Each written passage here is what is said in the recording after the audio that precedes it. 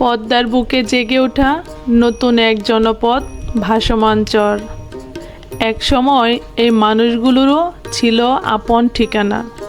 পদ্মার বুকে জেগে ওঠা ২০-২৫ বছরের পুরনো একটি চরে ছিল তাদের বসবাস।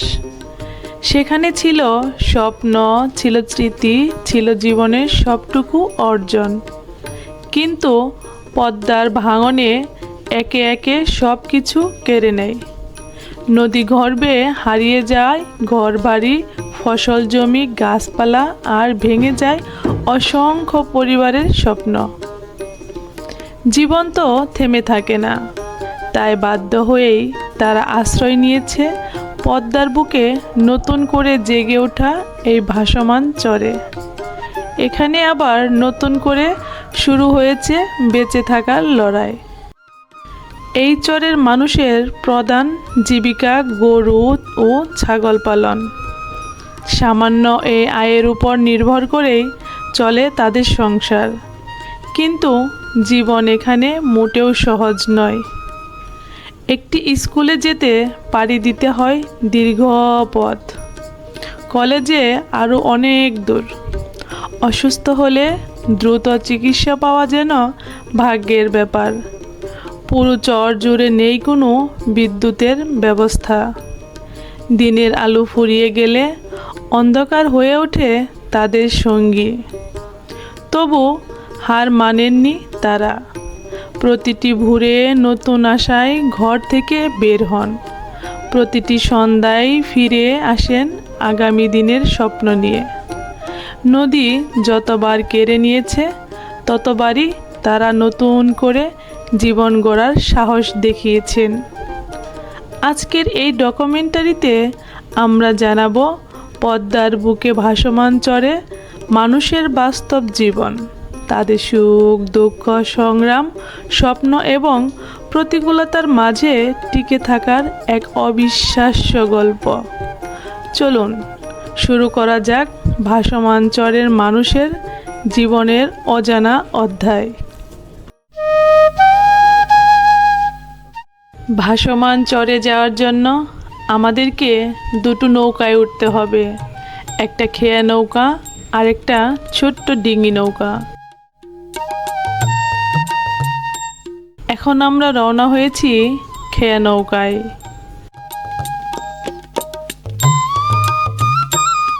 চারিদিকে শুধু ছিল বিস্তীর্ণ পদ্মা আর নিস্তব্ধ প্রকৃতি।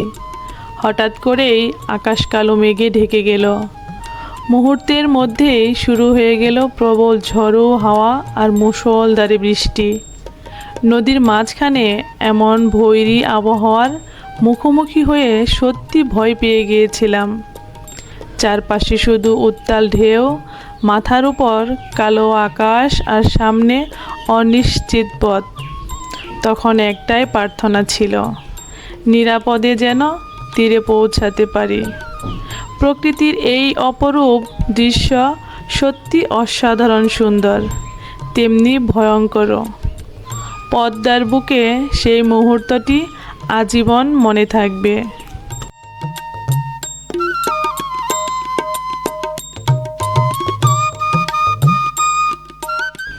তবে এই মুহূর্তটা ছিল খুবই অল্প।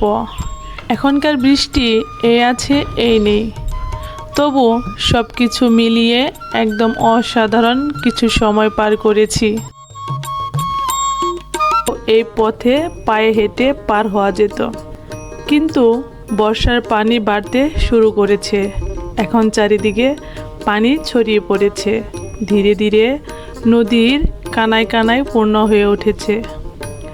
যদিও এখানে এখন পানির গভীরতা খুব বেশি না, তবু নৌকায় এখন সবচেয়ে বেশি সহজ যাতায়াতের মাধ্যম।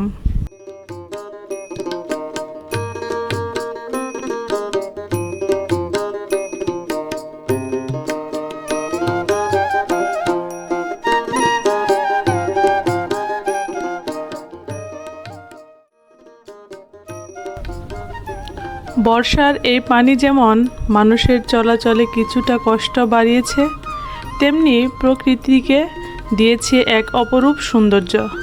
চারিদিকে পানির বিস্তার, সবুজের সমারোহ আর নির্মল বাতাস সব মিলিয়ে যেন প্রকৃতি নিজেই নতুন করে সেজে উঠেছে। এবার চলুন নৌকায় চড়ে ভাসমান চরে মানুষের জীবনকে কাছ থেকে দেখে আসি। কাঁঠাল কি কিনে নিয়ে আসলেন? বুরখানা ভিজে গেল একদম। আরো আছে নাকি? বাচ্চা তো ভয় পায় না, চুপচাপ বসে দিচ্ছি। তাই না? নতুন সাহস দেওয়া যায়, অনেক চুপচাপ। তোমার দিকে তাকিয়ে ভয় করে না? চলছ কেন ভয় করবে? ভয় করার কি আছে? আদরে তাকে আপনি কই না যাবে বাড়িতে বাসায়? কাকার তো বয়স অনেক হইলো। কত বয়স হবে কাকা? 75 প্লাস। প্রতি বছরই কি নৌকা করেন নাকি, নৌকা চালান নাকি? 5 বছর 5 বছর না? কোন এখানে বাইতে গত বছর আর বড় বাইছে 3 বার। জরিমানা মাত্র 3 বছর বাইছে। এখানে তো একদম অল্প পানি।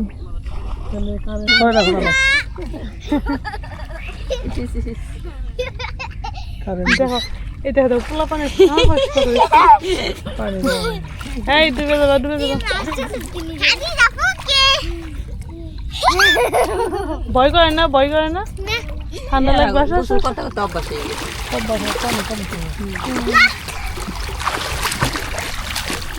ভালো লাগতেছে না? সেই আনন্দ। দেখি কে আগে যায়।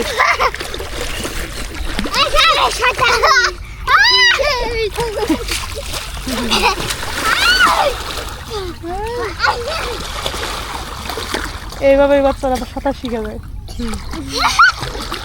নৌকা থেকে নামতেই চোখে পড়ল কয়েকজন চাচি পাটের কাজে ব্যস্ত। বর্ষার মৌসুমের শুরু হওয়ার এখনকার কৃষকেরাই ধীরে ধীরে পাটের চাষে প্রস্তুতি নিচ্ছেন। যদিও এখনও পুরো চর জুড়ে পাট এখনও তোলা হয়নি, তবু অনেকে ইতিমধ্যে পাট তুলে জাগ দিয়ে সেই পাট আবার তুলে নিচ্ছে। নতুন মৌসুমকে ঘিরে তাদের ব্যস্ততা আর পরিশ্রম যেন স্পষ্টভাবে ফুটে উঠেছে। এই চরের মানুষের জীবনের এক বড় অংশই হলো কৃষির উপর নির্ভরশীল। তাই নতুন ফসলের আশায় তারা প্রতিদিন কঠোর পরিশ্রম করে চলছেন। চরে যাওয়ার জন্য আমরা এই বৃষ্টি কাদা সব কিছু পার করে অলরেডি কিন্তু পাট শুরু হয়ে গেছে। পাট নেওয়া এই তো, যদিও পাটের সিজন এখন পরিপূর্ণভাবে আসেনি, তারপরেও কিন্তু কিছু কিছু জায়গায় কিন্তু পাট নেওয়ার কাজ শুরু হয়ে গেছে।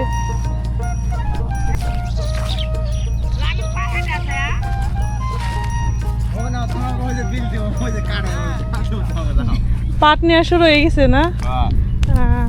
এগুলা এত আগে কোথায় পাট? এগুলো একটু আগে লাগছে না আপনাদের এদিকে? পাট চাষ মনে হয় ভালোই হয়েছে না? দেখতে তো সুন্দর লাগতেছে।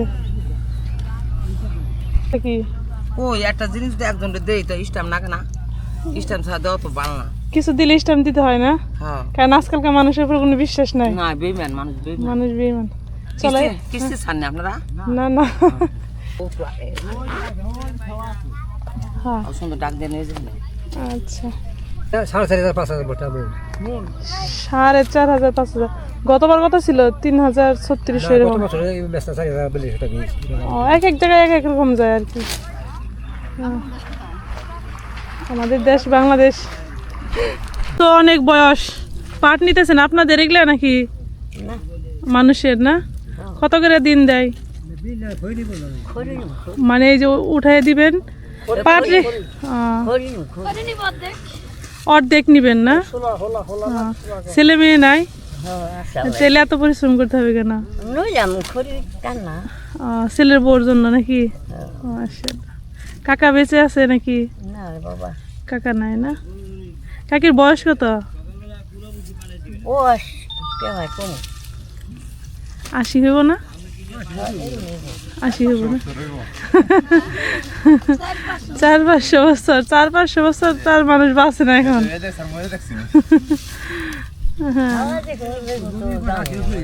হ্যাঁ সেটাই, আল্লাহ যেদিন নিবে সেদিন আর থাকা যাবে না। ভাসমান চরে প্রায় প্রতিটি পরিবারেই গরু পালন করেন। এখানকার মানুষ জীবিকার অন্যতম প্রধান অবলম্বন এই গবাদি পশু পালন। কৃষিকাজের পাশাপাশি গরু পালন করেই অনেকেই পরিবারের সংসারের খরচ চালান। স্থানীয়দের সঙ্গে কথা বলে জানা গেল, সঠিকভাবে পরিচর্যা করতে পারলে গরু পালন থেকে তারা বেশ লাভবান হতে পারেন। তাই প্রতিকূল পরিবেশের মধ্যেও গরু পালন তাদের জীবনের আশার আলো হয়ে উঠেছে। সীমিত সুযোগ সুবিধার মাঝেও কঠোর পরিশ্রম আর আন্তরিকতায় তারা নিজেদের জীবিকা টিকিয়ে রাখার চেষ্টা করে যাচ্ছেন। একদম দুর্গম চর, চারিদিকে হচ্ছে নদী আর মাঝখানে হচ্ছে এই চরটি। প্রচুর কাশফুল, এখানে কিছুদিন পরে হচ্ছে কাশফুল ফুটবে।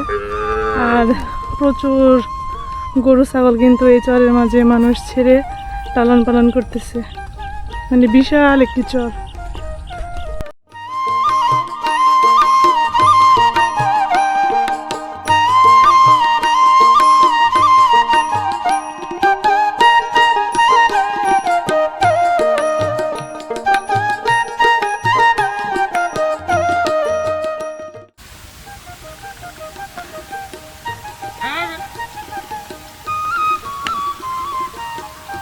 কাকা, এই গরুর মুখে জালি লাগিয়ে রাখছেন কেন? ও মানে যে মানুষের ক্ষেত খায় এর জন্য না? আচ্ছা আচ্ছা। এই সবগুলা গরুই কি আপনার? ও মাশাআল্লাহ, অনেকগুলা।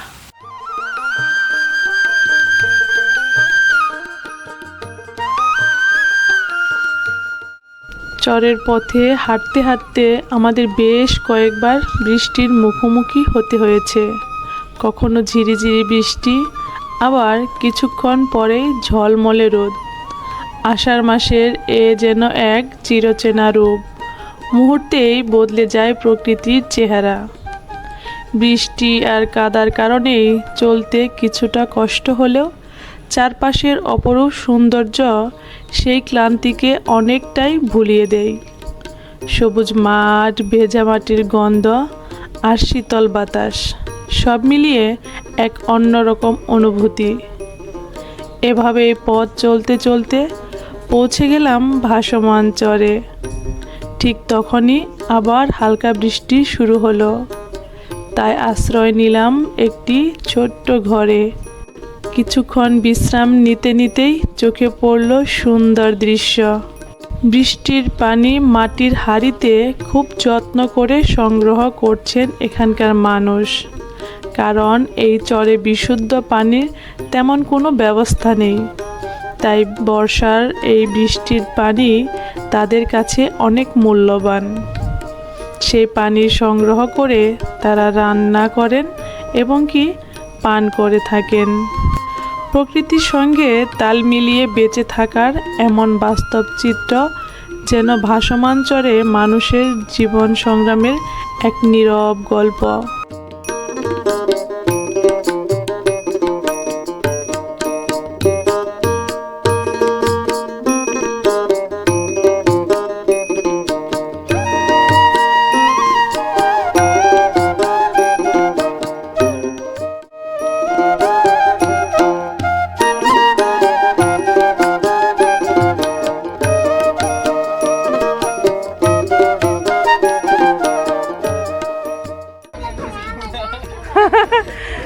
কি হয়েছে, ভয় পান নাকি?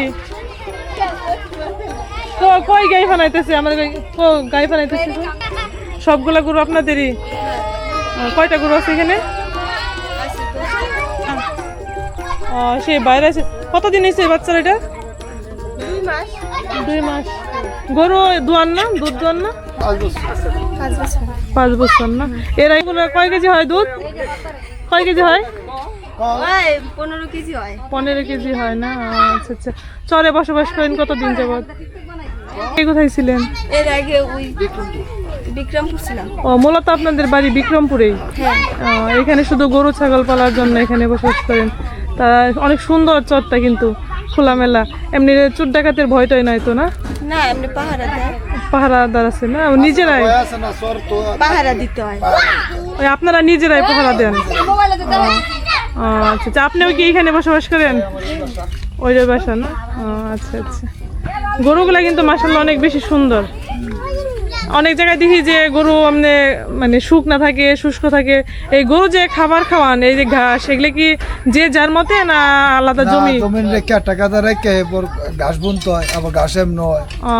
মানে জমি দিয়ে রাখা সেই ঘাস আবার নিজেরা খাওয়াইতে হয়। মূলত হচ্ছে আপনারা এই কৃষিকাজ আর এই গরু পালেন, এইটাই না? এছাড়া কোনো কাজ নেই। আচ্ছা যাক, এটা তো মাশাআল্লাহ ভালো হয়, বিজনেস খারাপ না। আছে আবার 50-60 ঘর। অনেকে আমাকে একটাই অনুরোধ, কারেন্ট নাই, বিদ্যুৎ নাই, এটা? কারেন্টই নেই। আচ্ছা। ওই যে কারেন্ট গুছিয়ে গেলাম তৈরি দিছে, আমাকে এনে দেয় নাই। এখানে দেয় নাই কেন? মানে এখানে কি আপনারা নতুন আসছেন এর জন্য, না যে নদী ভাঙতেছে এর জন্য? নতুন বাঙাল ওই যে গুছিয়ে গেলাম আশ্রয় কোনটা দিছে, তোটা তো ভেঙে যাবো গা। হ্যাঁ। ওই লোকের দাম বেশি, কথা বোঝেন, ওটা তো সরকারি, আর আমরা হচ্ছে বেসরকারি। আপনারাও সরকারি, সবাই সরকারি। হ্যাঁ, আচ্ছা ঠিক আছে। এভাবেই শেষ হলো পদ্মার বুকে জেগে ওঠা ভাসমান চরের মানুষের জীবন নিয়ে আমাদের আজকের যাত্রা। এই অল্প সময়ের পথ চলায় আমরা দেখিয়েছি তাদের সংগ্রাম, স্বপ্ন, কষ্ট আর সীমাহীন ধৈর্য। প্রতিকূলতার মাঝেও তারা হাসি মুখে বেঁচে থাকার লড়াই চালিয়ে যাচ্ছেন। হয়তো আধুনিক জীবনে অনেক সুযোগ সুবিধা তাদের নেই, কিন্তু আছে অদম্য সাহস, পরিশ্রম আর আগামী দিনের সুন্দর স্বপ্ন। আশা করি আজকের এই গল্প আপনাদের হৃদয় ছুঁয়ে যাবে। ভাসমান চরের মানুষের জীবনকে নতুন করে ভাবতে শেখাবে। ভিডিওটি যদি আপনার ভালো লেগে থাকে তাহলে একটি লাইক দিয়ে পাশে থাকুন। মন্তব্য করে আপনার মতামত জানাতে ভুলবেন না।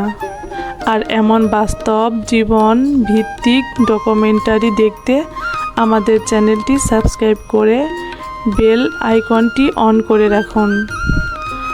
আজ এখানেই বিদায় নিচ্ছি। সবাই ভালো থাকুন, সুস্থ থাকুন। আবারও দেখা হবে নতুন কোনো জনপদ, নতুন কোনো গল্প আর নতুন একটি ডকুমেন্টারিতে। সকলে ভালো থাকবেন, সুস্থ থাকবেন। আল্লাহ হাফেজ।